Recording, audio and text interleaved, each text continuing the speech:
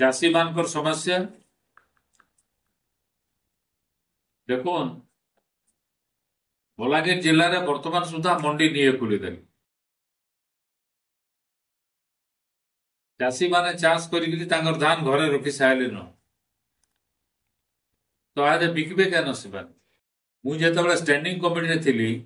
ये विभाग food and supply से समय स्टैंडिंग कमिटी गोटे रिपोर्ट देता सरकार के ये प्रत्येक मंडी में तुम दुईटा मेसीन रखब गोटे मेसीन है एफएक्यू आए कि नुहे से रिपोर्ट दबा चाषी के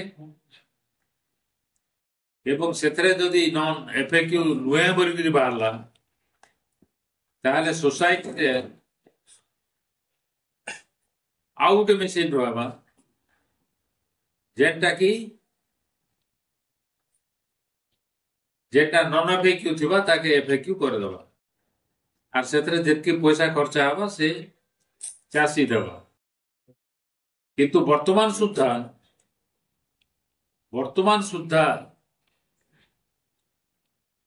पैक्स मान को द्वितीय मेसीन निये लगे आम रिपोर्ट ग्रहण करी तत्कालीन सरकार दुईटा मेसीन रहा बोलिकी गोटे है एफएक्यू आए कि नहीं बोली जानबार लगी एवं द्वितीय मेसीन है नॉन एफएक्यू जदि थिबा ताके एफएक्यू हिसाब रे परिणत करवार लगे यादे नियम बदले दी सरकार जे नॉन एफएक्यू जदि थिबा ताले एफएक्यू करवार लगी regional marketing regulated marketing committee नहीं नवा धरुन चूड़ा पालिके जना लोग नाला सेना जदि नॉन एफएक्यू बोले से फिर बलांगीर के दौड़ा तार जीवार आसबार जेन खर्चा हवा पैसा किए दबा वर्तमान सरकार बदले देकरी ताके कहिछन जे नहीं आरएमसी रे केवल से मेसीन रहबा जेनटा कि नॉन एफएक्यू रु एफएक्यू करि पारबा तो सरकार ये नियम रो पुनर्विचार करूँ एवं ये सब पैक्स रे से 2 नंबर मेसीन जेनटा मु बोलुछे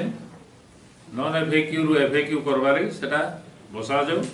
एवं सेतबेले निष्पत्ति भी एइतला स्टैंडिंग कमिटी रे सबु जगह रे सीसी कैमरा लगवा चोर धरबार लगी किंतु वर्तमान सुद्धा अनेक जगह से सीसी कैमरा निये लगे किमा लगी थे भी ताके अचल कर देइछन जेनथि लई कि सेक्रेटरी माने पैक्स सेक्रेटरी माने आर मिल वाले मिसी करी चाषी के शोषण करुछन अति शीघ्र से व्यवस्था करूं आज जदि नहीं करबे चाषी माने निश्चित भाव रे राजा रास्ता के उतरिबे।